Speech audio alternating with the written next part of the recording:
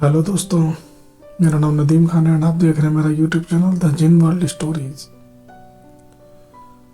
यहाँ पर जो स्टोरीज हैं वो आपके साथ शेयर की जाती हैं जिन लोगों के साथ में ये इंसिडेंट्स हो चुके हैं। एंड बेशक हम लोगों को जो है रियल लाइफ इंसिडेंट्स किसी के साथ में घटा हो तो वो चीज़ें सुनने में बहुत ज़्यादा मज़ा आता है। एंड मैं भी कोशिश करता हूँ कि हम जो कंटेंट बनाएं, हम जो इंसिडेंट्स या स्टोरी जो भी आपके साथ में शेयर करूँ वो रियल लाइफ हॉरर स्टोरीज होनी चाहिए, जिनको सुनने के बाद आपको मज़ा भी, आपको ये ना लगे कि यार ये फिक्शनल है, बनाई गई हैं स्टोरीज। क्योंकि हम सबको जो है हमेशा से जिन जिन्नात, भूत प्रेत, चुड़ैल, इन सब के बारे में जानने का बहुत उत्सुकता रहती है हमारे दिल में। एंड आपके लिए ऐसी बहुत सारी स्टोरीज जो अलग अलग दुनिया में कहीं ना कहीं घटित हुई हैं वो मैं आपके लिए लाता रहूँगा। एंड आज की जो स्टोरी है वो है कराची एयरपोर्ट की। ये इंसिडेंट तो देखिए कहीं भी हो सकते हैं, ऐसा नहीं है कि भीड़ भाड़ वाले इलाके में अगर आप हैं तो ये आपके साथ नहीं होगा, या आप किसी आप शहर में रहते हैं, किसी मोहल्ले में रहते हैं तो वहाँ आपके साथ नहीं होगा। ये चीज़ें ऐसी हैं कि जहाँ पर भी चाहें अपने आप को जाहिर कर सकती हैं, आपके सामने आ सकती हैं। और ऐसा भी होता है कि आप इनको लाख बुलाते रहेंगे तब भी नहीं आएंगी। आज की जो स्टोरी है उसमें एक औरत का भी किस्सा है। वो औरत कौन थी वो लोग आप मुझे कमेंट में बताइएगा।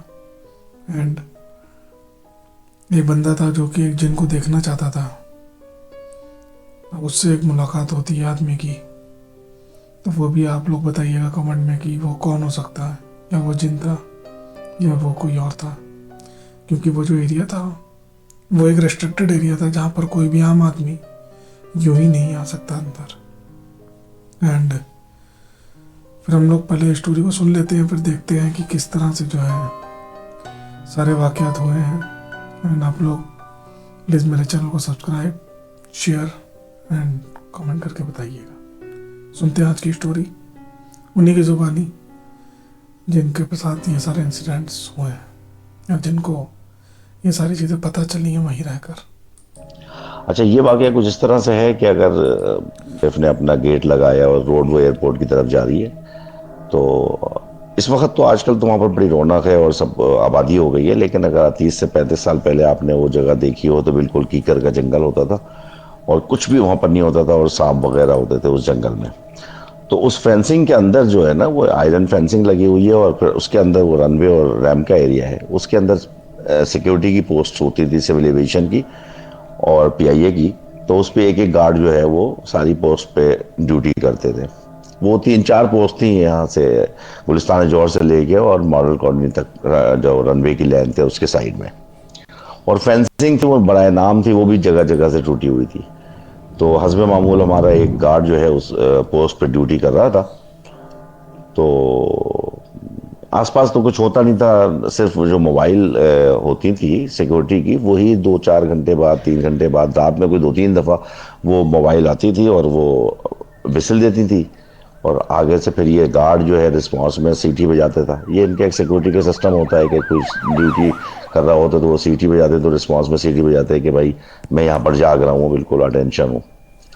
तो और वही मोबाइल जो है ना उनको रात में नाश्ता और चाय वगैरह ही प्रोवाइड करती थी, क्योंकि करीब में कोई भी कैंटीन, किसी किस्म की कोई भी आबादी नहीं थी, बिल्कुल सुनसान होता था जंगल।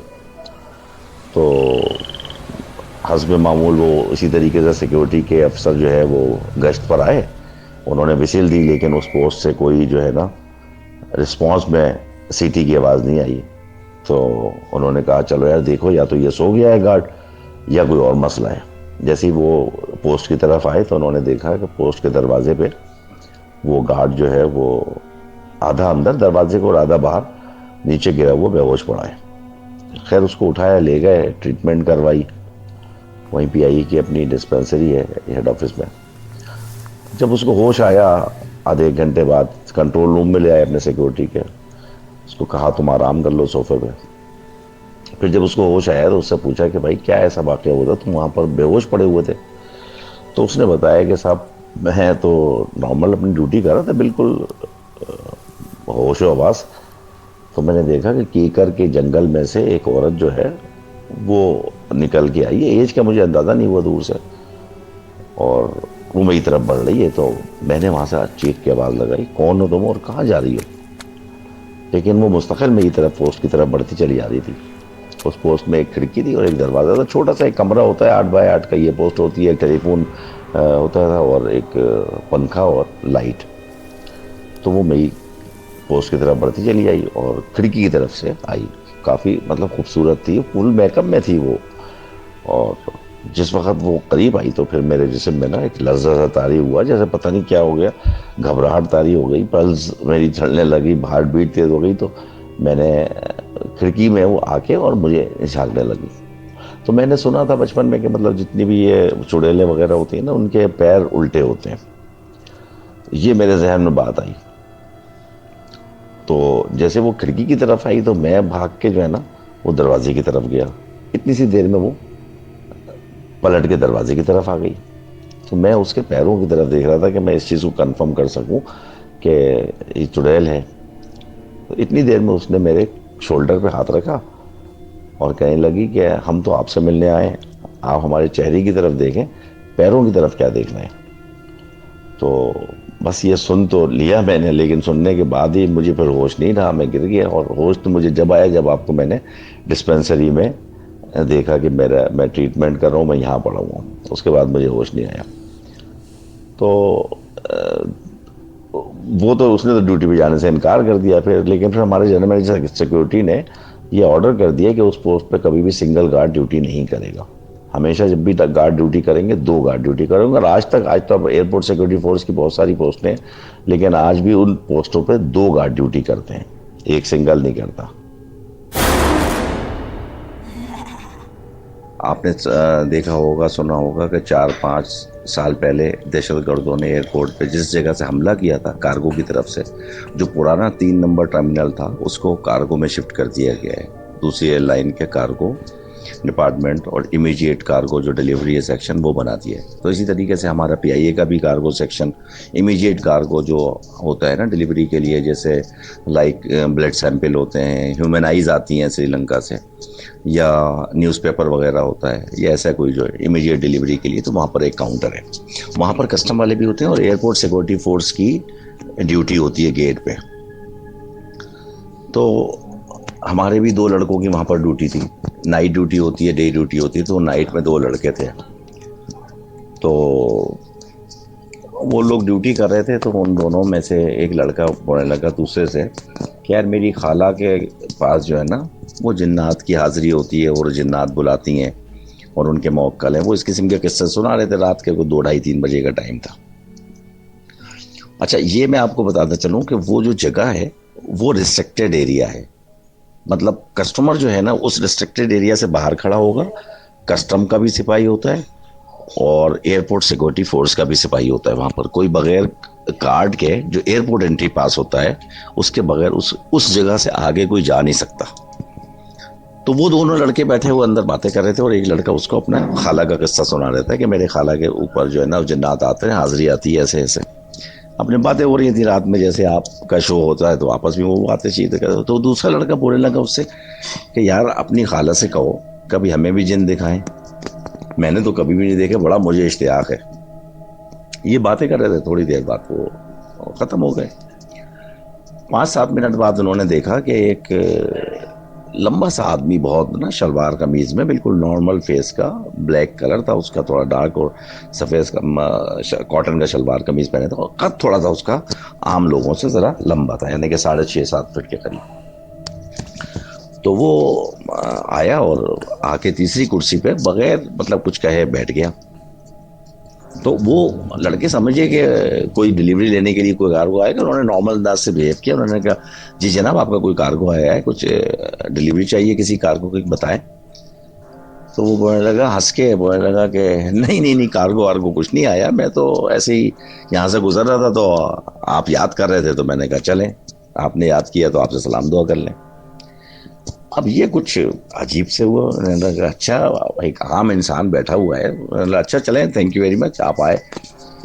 तो लेकिन इन दोनों ने ना कुछ ऐसा फील किया, जो उन्होंने मुझे बताया, कि इन दोनों के रोंगटे खड़े हो गए, और जिसे मैं जो ना एक सरसराहट सी जो है ना, जैसे हल्का सा बुखार सा आया था ना, ऐसा फील होने लगा। लेकिन उन वो दोनों, मतलब अब उनके उसके सामने कुछ बोल भी नहीं सकते थे। उन्होंने बोला अच्छा ठीक है, बैठे। तो बोला नहीं, जब आपसे बस मुलाकात हो गई, अब मैं चलता हूँ। उठा और वो जाने लगा। तो उस दोनों लड़कों ने देखा कि पीछे जा रहा है, वो नजर आ रहा है बाकायदा जाता हुआ। लेकिन जब 40-50 फीट दूर, जब वो जहां पर पोस्ट थी एयरपोर्ट सिक्योरिटी फोर्स के सिपाही की और कस्टम के सिपाही की, वहां पहुंचा, तो उसके बाद फिर वो नजर नहीं आया, और वो गेट क्रॉस कर गया जैसे हवा की तरह। ये पीछे उसके गया। उसने जाके एयरपोर्ट सिक्योरिटी फोर्स वालों को पूछा कि यार, आपने बगैर कार्ड के, बगैर इजाजत के एक बंदे को अंदर आने कैसे दिया? उसने बोला आपका दिमाग खराब हो गया साहब, मैंने किसको अंदर आने दिया, और अंदर आया कौन है? देखें आप। बोला यार, अंदर आया बंदा, 5 मिनट बैठा हमारे पास, और फिर वो अभी बाहर निकल के गया, अभी आप जाके देखें तो इधर ही होगा। वो उसके साथ वो भी गया, हमारे पीआई के बंदे भी गए, वो एयरपोर्ट सिक्योरिटी फोर्स वाला भी गया, और साथ में कस्टम का सिपाही भी गया।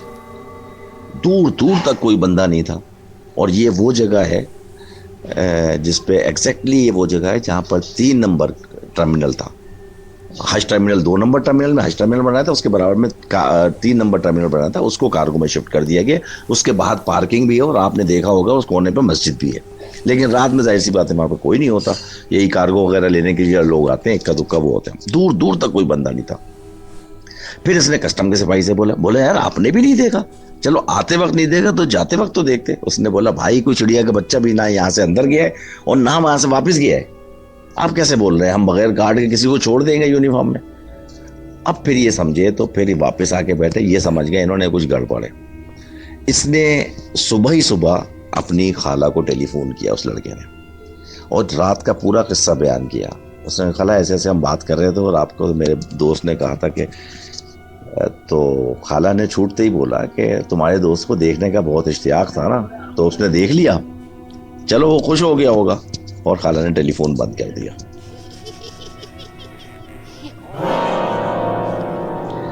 हम लोग, हमारे पेरेंट्स जो है ना, वो माइग्रेट करके इंडिया से, सिंध का एक शहर है शिकारपुर, आप जानते होंगे नाम से, वहाँ आकर सेटल हुए थे। और जैसा कि आप जानते हैं कि जब माइग्रेशन हुई तो हिंदू लोग, जो फैमिलीज़ सिंध में रहती थी, वो इंडिया शिफ्ट हुई, और जो इंडिया से माइग्रेट होकर महाजरीन आए तो उनको वो वाले घर दिए गए जो हिंदू यहाँ से छोड़ के गए। तो हिंदू फैमिलीज़ अपने जो वो ज़रूरी सामान और जो कीमती चीज़ें थी, कपड़े वो तो ले गए, जो बड़े फर्नीचर और सामान थे वहीं पर छोड़ के चले गए। उन्हीं में से एक घर मेरे दादा ने और वालिद साहब ने क्लेम में ले लिया। उस घर में नीचे 5 कमरे थे, 3 स्टोरी मकान था, और फर्स्ट फ्लोर पे हम लोग रहते थे, जिसमें 3 कमरे और वरांडा और थोड़ा सा आंगन था, और उसके ऊपर छत थी जिसमें गर्मियों में सोते थे। उस ज़माने में लाइट भी नहीं थी, फिर बाद में मेरे फादर ने लाइट वगैरह लगवाई। तो उसमें बहुत सारा सामान ऐसा पड़ा हुआ था जो हम लोग इस्तेमाल भी करें, और हमारे इस्तेमाल में तख़त थे, जैसे चरपाइयाँ थी, और भी बहुत सारा सामान था। कुछ सामान उनका ऐसा था जो बिल्कुल ही बंद पड़ा था। नीचे वाला पोर्शन जो है वो, उसमें हमने, उस ज़माने में वो बैठक कहलाती थी, आजकल ड्राइंग रूम कहलाता है, वो बैठक बना दी थी। कोई मेहमान आता था तो हम उसमें मतलब ठहराते थे। प्लस मेरी नानी जो है ना, वो 2-2 3-3 महीने हमारे घर रहती थी, तो वो उसमें सोती थी। इन शॉर्ट ये है कि उसमें जो लोग आते थे वो कहते थे इस घर में ख़जाना है, लेकिन हमारे वालिद साहब उसको नहीं निकालते थे, ना कोई ट्राई करते थे, लेकिन इसलिए कि सब लोग ये कहते थे कि ये ख़जाना जब निकालते हैं तो वो कोई भेंट चढ़ानी पड़ती है, और वो पहली औलाद जो है ना उसकी डेथ हो जाती है। तो इसलिए वालिद साहब ने कभी उस पर मतलब सोचा भी नहीं उस तरफ। तो मुख्तलिफ़ किस्म की आवाज़ें उस घर में आना, ऐसा जैसे मतलब पूरी जेवरात और सिक्कों की भरी हुई देग जो है ना वो ज़मीन के अंदर चल रही है। बाकायदा फ़र्श में से आवाज़ें आती थी, और कभी फ़र्श वो एक तरफ से उठ जाता था, दूसरी तरफ से वो गड्ढा हो जाता था, ऐसा या ऐसा तक होता था।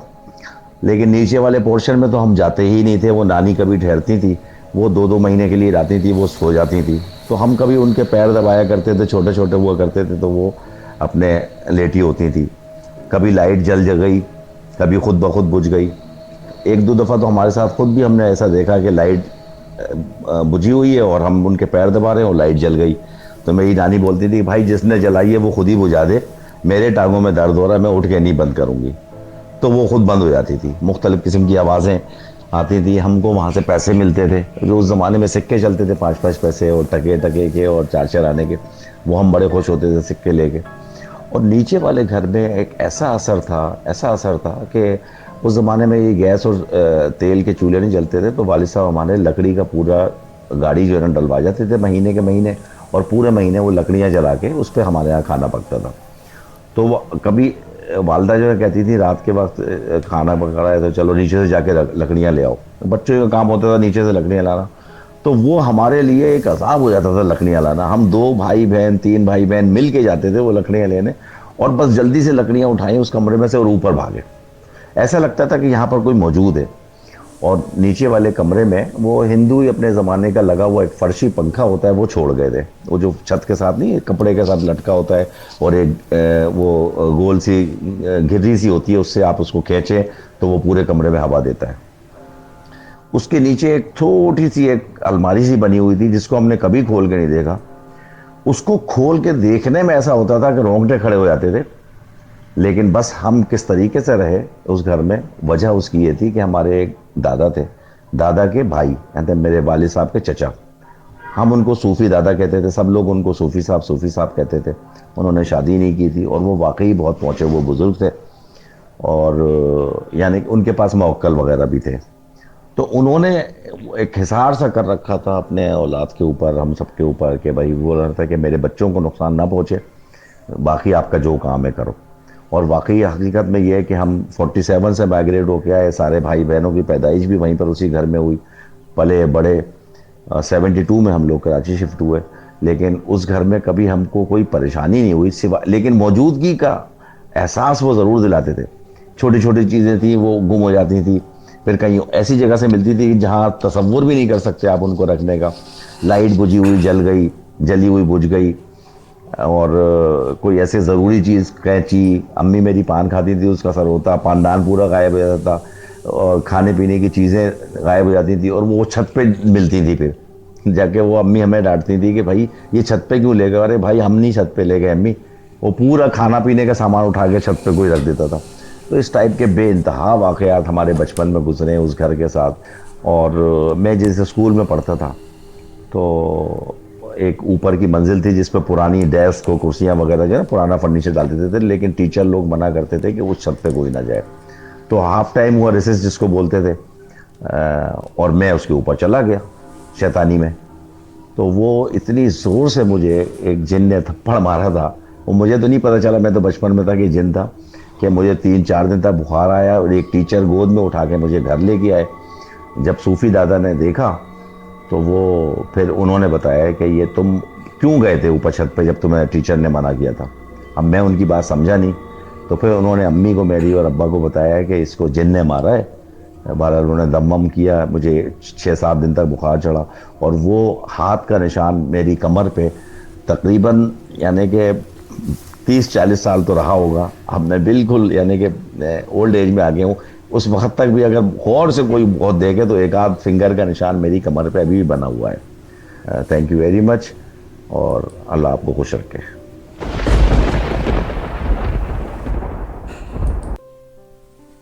तो ये थी आज की स्टोरीज। आई होप कि आप लोगों को बहुत अच्छी लगी होंगी, एंड इससे भी और ज़्यादा हॉरर वाली डरावनी स्टोरीज मैं आपके लिए लाता रहूँगा। एंड आप लोगों के पास भी प्लीज़ जो भी स्टोरीज हों, ठीक है, वो अपनी ऑडियो को रिकॉर्ड करके मुझको भेज सकते हैं। मेक श्योर कि उसमें ज़्यादा नॉइस ना हो, कहीं भीड़ भाड़ वाले इलाके में आप ना बैठ के उसको रिकॉर्ड करें।